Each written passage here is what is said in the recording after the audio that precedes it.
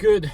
It would be afternoon, everybody. Hopefully everybody's doing all right, doing good, staying safe, healthy. I know I haven't made a trucking related video in quite some time. I apologize for the mess ahead of time. It's really messy in here just because me and my fiance worked on the truck and just threw everything we worked with in the car, and then I went on the road. We did a short run to Ohio and back and got home yesterday night, literally, and then this morning and I went and helped my mom with some stuff, and I leave back on the road tomorrow evening. So that's the plan, is go to the truck and kind of clean up some of the stuff and show you guys what we did on the truck.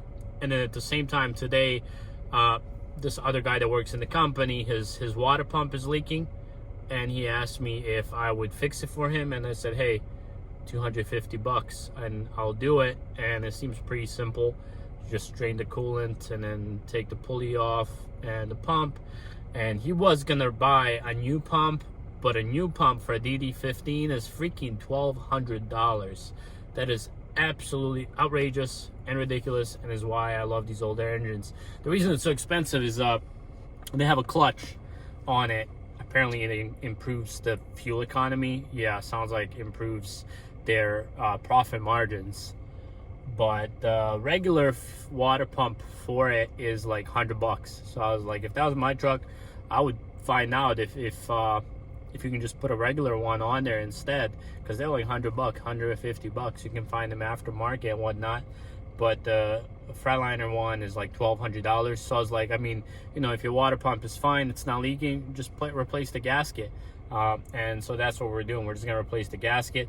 So the gasket's like $6. So I mean, better than $1,200 plus the $250 that he'll be paying me. I mean, I really don't know what people usually charge for these kind of jobs, but it's kind of what I'm willing to do it for. I'm not a mechanic, but I am a DIY person, and he said he'll pay me to do it, so why not make a couple of bucks? Shouldn't take me that long. And then we're gonna show you guys the truck. But yeah, I don't know, I'm thinking a little down the road, I'm probably gonna get another car, just so I can have a car when I'm home that I actually drive around. And then this car, I would just put like a block of something here and then black out the rear, so I can just keep my mess back here that I go truck. Because, you know, I clean this truck out and then I go truck stop. I come in here, I'm working on the truck, and it gets all messy in here, so it doesn't matter.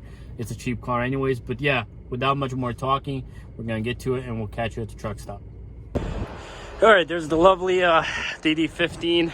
Look at all this junk compared to a 60. Surprisingly, the pump is very easy to get out. It's right here. So this is the clutch, electronic clutch. Makes it worth $1,000 more than a regular pump. I already took the bolts out, took out the bolts off the pulley. Which pulley is, where did I put the pulley? Pulley is right there. Took the bolts out. This Milwaukee thing makes it easy work. M12 lineup. Milwaukee is freaking awesome. Probably favorite tool from there is a cutoff tool, but we can show you that later. Yeah, remove those, and then it's leaking here. Gonna have to clean that up. Oh, that sucks. I just hit my head against the mirror. There's like a little faucet there to drain out the coolant. Yeah, I just slapped my head against this. And yeah, we're gonna pop this off, clean it up, put a new gasket, put it back on, and job done.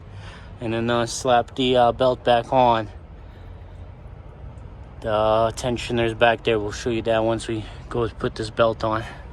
All right, I just got done working on that guy's truck, replaced the water pump, fill up the coolant. I told him to get some more coolant since some flew out and I didn't have a catch pan under it.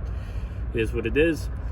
I'm looking extremely dirty. For those of you that are in the comments, and I know there's a lot of people talking about like, oh, I want to be an owner operator and whatnot, but they don't want to do the work, they don't want to get dirty.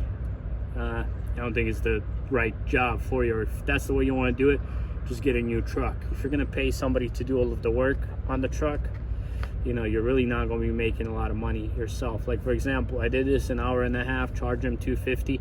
Probably could have charged them even more. Freightliner probably charged his arm and a leg, and I even came to his truck. If he did it himself, it would have costed him like 15 bucks. The gasket was $6, and I also used the liquid gasket in some areas as well. So yeah, as far as that goes. But yeah, that's just my 2 cents. If you're not willing to do the truck, you're gonna get a used truck, buy a new truck instead then, if you're not gonna do the work. But yeah, as far as the truck, if you're not aware, I struck a deer. The damage wasn't crazy big, but it was enough to where we couldn't drive. And so obviously made a cop report, filed a report. He's been dealing with insurance, and they kept dragging it on and on. The adjuster didn't like the pricing of the shop. The shop was like, we're not gonna do it for less, and they just kept dragging it on and on, trying to find parts and whatnot. So I was like, hey, listen, this has been dragging on for a very long time. Instead of us sitting even further, we lost a bunch of money now. How about I just patch this thing up, make it road ready? Obviously not perfect, and I mean, after all, you're gonna be selling the thing anyways, so might as well just patch it up and go on the road and make some money while the loads are good. So it's like, yeah, let's do that. So me and my fiance, we fixed the truck. Obviously not a show truck or anything by any means, but it's road ready, does the job, and I'm rolling. Tomorrow I'm going to Pennsylvania, so we'll see how that works out. We just did a short Ohio run, and I'm trying to fix some more things on the truck and clean it up and whatnot. So we'll see how that works out. But yeah, tomorrow we're gonna catch you rolling, but for now we're gonna show you what we did on the truck. I'm shooting at wide angle. So first thing we did here is, it's been really cold, and in case you're not aware, Freiliner's got really poor insulation.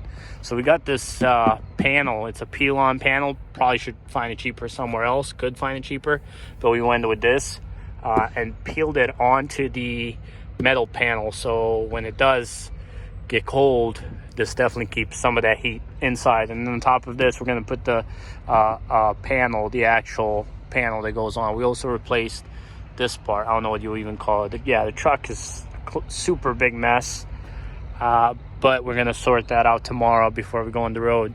So to show you, I'm not sure if you've seen the truck before we went on the road. That video got deleted for whatever reason. I mean, I'll re-upload it later, but you've seen what it looked like. So we just fiberglass this stuff from the back and Bondo it up in the front. It's definitely not pretty, especially here. It's just a tough area to sand. Got a new grill. This bumper is all cracked and we bent it back. I think he's just gonna get a new bumper, put some new lights, new housings. These are bright. But yeah, then fix the step, and those lights are still cracked and hanging. But other than that, I mean, it's pretty much road ready. I mean, I've been driving it, went to Ohio and back.